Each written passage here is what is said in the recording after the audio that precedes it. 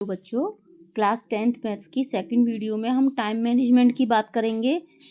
Time management बहुत important है। देखिए, हम क्वेश्चन पेपर से फैमिलियर हो चुके हैं। मैंने कल वाली वीडियो में आपको बताया था कितने क्वेश्चन आएंगे, कितने नंबर के आएंगे, किस में चॉइस मिलेगी, किस में नहीं मिलेगी। ठीक है, अब बात करते हैं टाइम मैनेजमेंट की। तो आपके मैथ्स का जो बोर्ड एग्जाम होगा उसका टाइम आपका है 3 घंटे 15 मिनट का। तो यहाँ 15 मिनट जो है 15 मिनट एक्स्ट्रा मिलते हैं जो क्वेश्चन पेपर को पढ़ने के लिए। मैथ्स में एक कंपलसरी है कि अगर आप क्वेश्चन को ठीक से अच्छे से पढ़ के समझ के पढ़ते हैं तो आप उसे बिल्कुल सही सॉल्व कर लेंगे। तो 15 मिनट आप क्वेश्चन पेपर को अच्छे से पढ़िए और समझिए उसे अच्छी तरह से। अब टाइम मैनेजमेंट में बचे हमारे 3 घंटे। 3 घंटे में हम टाइम को डिवाइड कर लेते हैं। इसी तरीके से करना है, क्योंकि कभी कभी क्या होता है, हमें पेपर पूरा आता है लेकिन टाइम की वजह से हमारा पेपर छूट जाता है। आते हुए क्वेश्चन हम छोड़ देते हैं। आप जानते हैं क्वेश्चन 3, क्वेश्चन 4 और क्वेश्चन 5 आपके अच्छे 6 नंबर के क्वेश्चन हैं ये तीनों। तो पता चले कि आपने 1 नंबर के क्वेश्चन में ज़्यादा टाइम ले लिया और वो 6 नंबर का क्वेश्चन आता था, तो वहाँ आपको बहुत ज़्यादा लॉस हो जाएगा। तो इसीलिए आपको क्या करना है कि बहुविकल्पी हमारे 20 प्रश्न हैं। तो उन 20 प्रश्नों में आपको अपने घड़ी के साथ ध्यान रखना है कि आपको उन 20 प्रश्नों में 40 मिनट लेने हैं।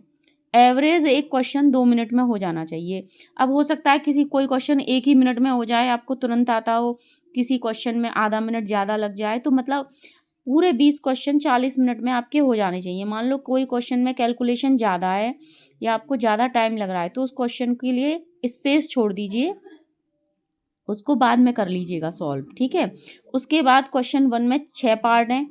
उन 6 पार्ट्स के लिए आपको 30 मिनट्स रखने हैं, यानी 30 मिनट, यानी एक पार्ट आपको 5 मिनट में कंप्लीट करना है। अगर मान लीजिए कोई क्वेश्चन आपको नहीं आ रहा है तो उसके लिए स्पेस छोड़ दीजिए, उसे बाद में देख लीजिएगा। लेकिन 5 मिनट से ज़्यादा, यानी 30, क्वेश्चन 1 में 30 मिनट से ज़्यादा टाइम नहीं लगना चाहिए। क्वेश्चन 2 में 5 पार्ट्स हैं, इसमें भी आपको 30 मिनट ही लेने हैं, एक पार्ट में 6 मिनट। ठीक है, क्वेश्चन 3, 4, 5 इनमें एक एक ही क्वेश्चन है और इन एक एक क्वेश्चन के लिए हमने टाइम रखा है 20 मिनट्स का। तो अब इनमें हो सकता है किसी में आपको कोई क्वेश्चन आपको बहुत अच्छे से आता हो तो उसमें कम टाइम मिले। तो इस तरीके से आप टाइम का मैनेजमेंट कीजिए। अभी भी देखिए 1 घंटा ये हो गया इन तीनों क्वेश्चंस के लिए, 3rd, 4th और 5th लास्ट 1 आवर में। ठीक है, और फिर 30 मिनट्स और 30 मिनट्स, 1 घंटा ये हो गया, यानी 2 घंटे हो गए। कितने हो गए? 2 घंटे हो गए। और ये 40 मिनट, 2 घंटे 40 मिनट हो गए। ठीक है, अब आपके पास 3 घंटे हैं तो अभी भी आपके पास 20 मिनट बचे हैं। ठीक है, उस 20 मिनट में आपका जो क्वेश्चन रह गया है आप उसको दोबारा से चेक कर सकते हैं, या किसी क्वेश्चन में आपको कन्फ्यूज़न है उसे देख सकते हैं, और आप अपने पेपर को रीचेक भी कर सकते हैं। इस तरीके से आप अपनी प्रैक्टिस कीजिए। जो भी सैम्पल पेपर आप कर रहे हैं, मैंने आपको पहले भी बताया था कि UPSE-SSB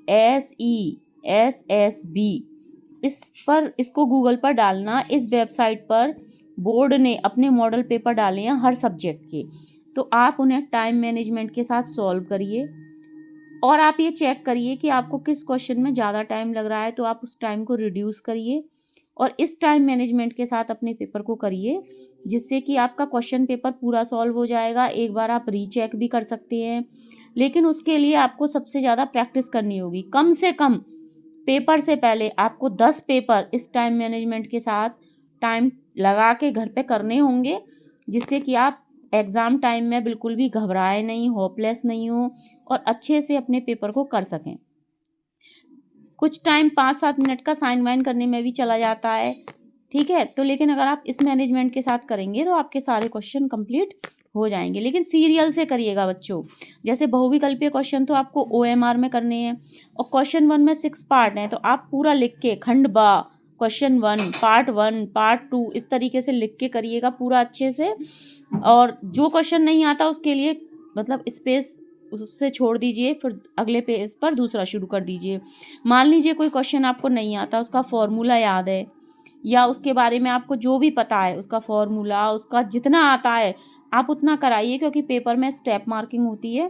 तो अगर आपने क्वेश्चन को आधा सॉल्व किया है या थोड़ा बहुत उसका फॉर्मूला भी लिखा है तो उसमें भी आपको मार्क्स मिल जाते हैं। बहुविकल्पीय क्वेश्चन आपको एक भी नहीं छोड़ना है, क्योंकि यहाँ कोई भी नेगेटिव मार्किंग नहीं है, सभी करके आने हैं।